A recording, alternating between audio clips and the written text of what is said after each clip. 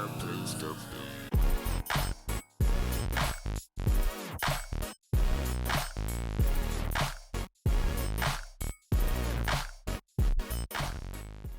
what's up everybody? It's Mr. Pratt here, and today we're going to be featuring a game called Around the World. So Around the World is a shooting basketball game, but I don't like to narrow games down by just typical sport.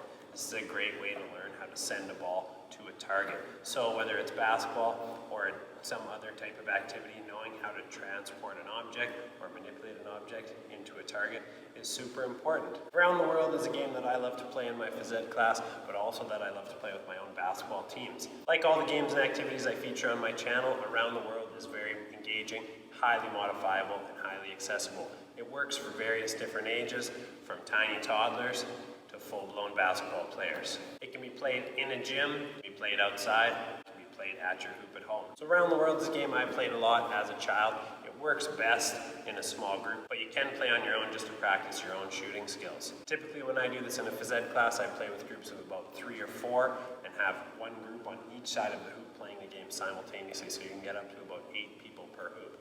As we know, in a typical phys ed class, we got a lot more kids than hoops, so this is a great way to make it manageable. So the basics of Around the World are, you're going to start nice and close to the hoop. You're going to try and sink a basket. Once you do that, you move a little further away, sink another basket, move a little further away, sink another basket, and the pattern continues. You gradually move around the hoop, and after you make it past the furthest point, you're going to actually start moving closer to the hoop to finish off the game. So it starts simple, gets more and more difficult, and then gets simpler when you're on the home stretch again. The idea behind the game is to get everybody working on their shooting, keeping everybody engaged, getting lots of shots up in the air so everybody is active and everybody is learning the skill that they need to learn. Alright, so for the purposes of this video, you're going to see I'm very creative, and I have forwards hat Mr. Pratt playing against backwards hat Mr. Pratt. So we're pretending that we're playing in a small partnership. And you can see that forwards hat Mr. Pratt makes his first shot. That's a good thing. He gets to back up to the next target. Here he's going to miss, and he would have to hand the ball over to backwards hat Mr. Pratt.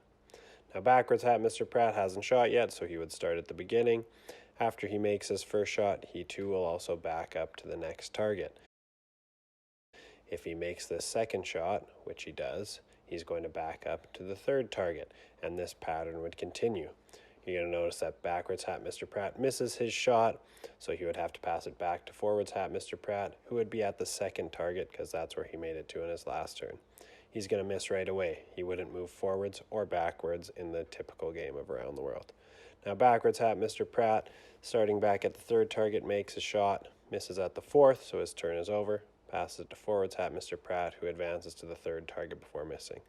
And now backwards hat Mr. Pratt is going to really get dialed in. He's going to start making multiple shots in a row, and he's actually going to close out the game by hitting 4 shots in a row. This is when the game would restart and you'd begin playing again. Backwards hat Mr. Pratt is celebrating the victory, and forwards hat Mr. Pratt is devastated. And of course, as always, I would strongly encourage you to modify this game to fit your context. If you're playing with young students, I've played this with as young as grade 1, but I changed the ball. I have them use a volleyball super light. The hoop is way lower, and it makes the game accessible for any ages. Sometimes when I play this with my teams, more experienced players, if you miss a shot, I actually make them move forward. So this is meaning you're going to have to hit multiple shots in a row to actually close out the game or win the game. Now, of course, some other modifications would be the number of cones you have set up. You could change it up. You could have 5, 7, 9. It doesn't really matter. What I typically do is I actually use the basketball key and use the blocks, the hash marks, the elbows, and the free throw line, just because they're simple markers. And they actually help students learn about a basketball court, which is really important knowledge as well if you want to get into sport-specific skills. If you want to work on furthering your range, you can obviously move the cones further back while your target's further away. You can even play around the three-point arc. As we know, the three-pointer is very important in today's basketball. So in this last clip, you're going to see me doing a little bit of a hybrid modification. I'm doing a speed round with myself, challenging myself to see how quickly I can finish a round. I've reduced the number of targets to 5 to make it more realistic, and I'm also playing that if I miss, I have to move back. So this would be a modification that you could try out with more advanced players or a basketball team. So that about does it for Around the World. Please remember to hit that subscribe button, sign up for notifications so you're the first to see my newest content. I typically post a video every week. And of course, don't be afraid to like and share away. But for now, this is Mr. Pratt, signing off.